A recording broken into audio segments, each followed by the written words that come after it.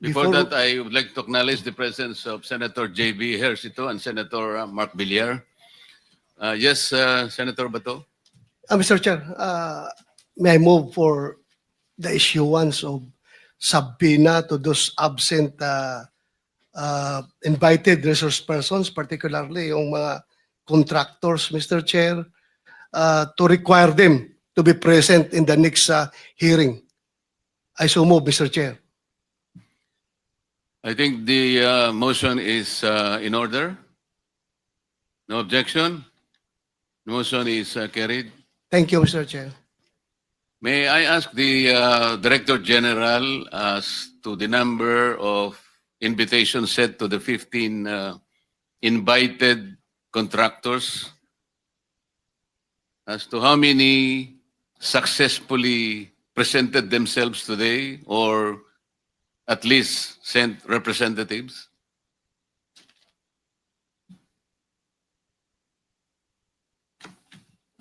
Your Honor, we sent 15 invitations to 15 contractors. And how many replied to your invitation?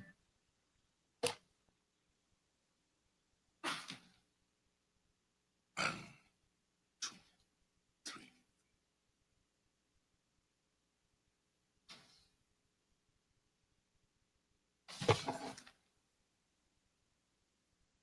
11 replied, Your Honor.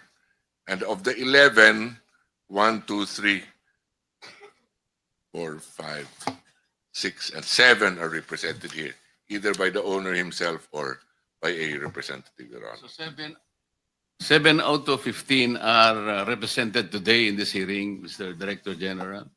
Yes, Your Honor. And the rest simply replied, but did not send representatives. Yes, Your Honor. I just hope this is not the sign of disinterest on their part, because this meeting is called precisely to get to the bottom of this problem. Mr. Chair. Yes. Mr. Chair, siguro pag when we invite them, I mean not invite, subpoena them next hearing, they have to come up with a reasonable answer. Hindi ho yung may sakit, may nauna, para hong ginagago itong committee natin na may sakit, nagbakasyon na, may mga prior schedule. Ano mas importante, prior schedule, Mr. Chair? Or itong investigation ito, because 544 billion na pinag-uusapan natin, not a small change, Mr. Chair. Yun lang po. Manifestation is noted. May I remind the representatives of... Walang ganun eh. Sabi niya, hindi man lang dinidescribe ito eh. 350 billion worth of projects defy basic description. Or 6,021 flood control projects. Many of these projects are in different locations but have exactly the same contractor and contract cost. This is disturbing. This is one of the initial observations of the President. Do you believe this is also a fair assessment? Oh, walang kumikibo sa ating mga resource person. I think this is a fair assessment coming from the office of the President.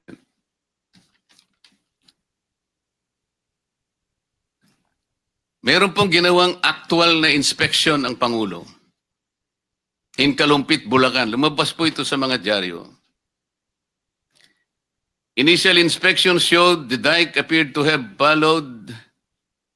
not followed the right specification, sabi po dun sa dyaryo, of materials, and also appeared to have gaps in the dike that made it incomplete. Nagpakuha po ng scuba divers ang presidente. This is what they call tactile inspection. Nakita po nila doon ang... Ito po nakalagay. Scuba divers were dispatched to assess the flood control project. They reported that the concrete underwater was of varying thickness and was shaddily built. The divers also reported the steel reinforcement were not driven into the river, so water is still flowed underneath. Let us break that down. Ang ibig pong sabihin nito, kahit kami po hindi naman inhinyero, karaniwang po sa inyo lahat ngayon ay engineer, hindi po nasunod yung specification. Dito lamang po lumilitaw yung mga tinatawag na seat piles. Hindi po ibinaon sa tamang lalim. Ano pong ibig sabihin nun? Karaniwan po, and I think you will all agree, 6 meters po yung seat piles. Talaga pong pipiliting ibaon yun. Yung 5 na metro ibabaon mo, maring ang lilitaw na lamang na nakikita mo is 1 meter. What is the significance of that? Kasi kinakailangan ma-address mo yung scouring ng river. Pag hindi umabot, ando sa punto na yung cascading waters will be gradually eroding the soil, ang lalabas nun, nakabitin na yung inyong nakabitin na yung seat piles na kunwari ibinaon nyo ng 5 meters. Ano mangyayari kung nakikita na po yun? Babagsak po talaga yung slope protection na inilagay ninyo. Ito yung kaawa-awang kalagayan nito eh. Nakita pa po yung Upon tactile inspection, the drivers found that the beam was no longer connected to the seat pile support. Yung beam na sinasabi niya, this is the apron. Tama po ba yun? The apron is the basic structure that will hold the seat piles. Kung wala po yung apron na yun, na magkukonect dun sa slope, walang integrity yung project na ito. Babagsak at babagsak ito.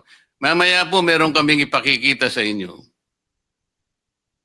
kung bakit ganito kalala ang problema ng ating bansa. Ikaroon tayo po ng idea kung ano yung revetment. Ito kasing binisita po ng Pangulo, embankment po ito, dike po ito eh. Yung embankment po, pangkaraniwan pagka dike, ginagamit din kahit na mga tricycle lang, mga motor nakakadaan doon. Pero dapat merong slope protection yun eh. Pagka yung embankment lang, pagkatapos yung binaon yung bakal, wala pa rin, magigiba yun. Ready po ba tayo doon sa isang slide? Para magkaroon. Ayan po. Ano po yung tawag dyan, Secretary Bunuan? Di ba revetment yan? Revetment, Your Honor. Ayan po, ang kaawa-awang kalagayan ng revetment, meron pa pong nota dyan sa nagbigay sa akin, 80% lupa, 15% semento, plus 5% bakal equals pera. Ano po dapat yung reinforcing bars nitong revetment na ito? Kasi po wala eh. Kahit na po siguro kawayan lang, wala yan eh. Tingnan po ninyo. Wala pa po tubig ito. It's supposed to be siguro medyo river po ito eh. Tatagal po ba ito, Secretary? Itong ganito? Hindi siguro, Your Honor. I think this is a failure of the structure in itself. So, dapat wala nang siguro. Tsakin mo. Tatagal ba ito? Hindi po. Alam po nyo kung saan ito? Kayang-kaya naman po ninyong ma-identify. Nasaan po yung mga district engineers nyo? Para wag na po sabihin kung kanino galing yan. Kasi malalaman din po natin yun eh. Why do you think the contractor of this project adopted this kind of anomalous activity? Marami pong ibig sabihin yan eh. Meron tayong kasabihan, Chair Erwin, the picture paints 1,000 words. Dito po, hindi words, perang nakalagay. 80% lupa plus 15% semento, 5 plus 5% pera, 5% bakal, ano daw, Chairman? Oo nga, equals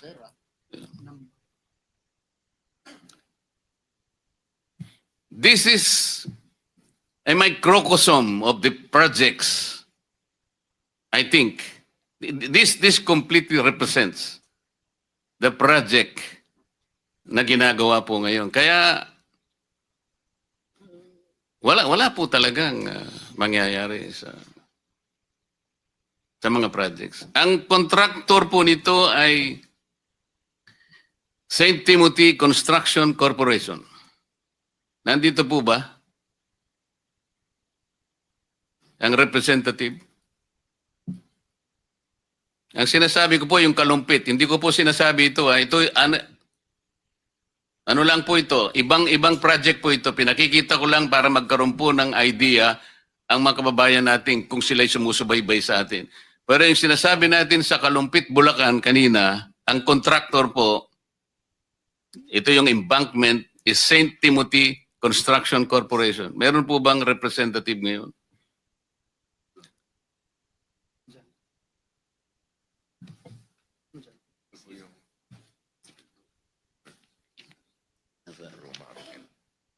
Ito? Roma Angeline? The representative is one Miss Maria Roma Angeline Remando. Nandyan po ba kayo, Madam?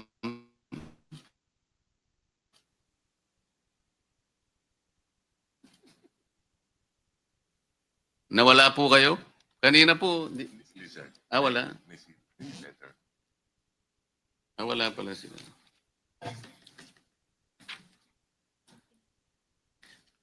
Before we continue, let me acknowledge the presence of Senator Joel, our Majority Leader. Thank you.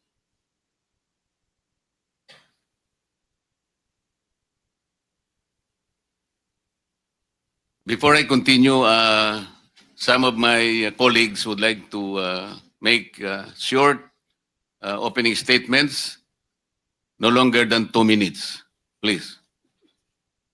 Let me acknowledge also the arrival of Senator Bamakino. Any one of my colleagues who want to... The first one to arrive. 2 minutes, sir. Thank you. 1 minute lang, Mr. Chairman. Thank you, Mr. Chairman. Mr. Chairman, good morning. Good morning, everyone, our resource persons. Good morning po. I just would like to quote the very famous impression made by our majority leader, Senator Joel Villanueva. That according to him, na kung itong ating flood control funds, no? Pondo na dedicated to flood control, divided by the number of days in 1 year, which is 365 days, it will amount to 1 billion pesos per day government expenditure dedicated to flood control projects only.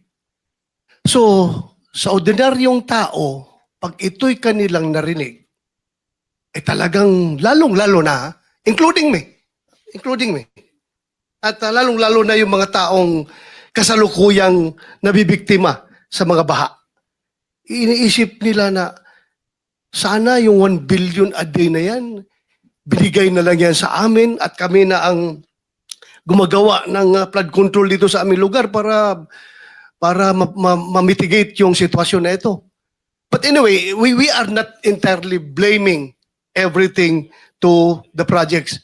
Meron tayong, we have a plethora of reasons bakit nangyayari ito. Meron tayong climate change, meron tayong sinasabing yung reclamation and other reasons. Pero yun nga, sa ordinaryong tao, kailangan maklaro natin ito. Kaya ako, personally, for myself, and I hope the chairman and the rest of the members of this committee would share with me in my quest na sana, during this hearing, establish talaga natin ito for the benefit of our people na nanonood ngayon. Number one, these are not ghost projects. Number two, sana itong mga project na ito ay hindi ito yung quasi-physical and quasi-spiritual. Meaning yung project na sinimulan lang pakilang tao, then afterwards, pinabayaan, wala nang nangyari. At kung number 3, kung ito ay talagang ang estado nito mga proyekto na ito ay fully implemented, physically implemented, did it serve its purpose? Bakit patuloy pa rin yung baha? So, yun po mga Mr. Chairman, ang gusto nating malaman today, and I hope that all our resource persons would cooperate 100% in this Senate investigation, because itong mga aming committee ng Blue Ribbon Committee, we are not witch hunters here. We are not ghostbusters. We are truth seekers.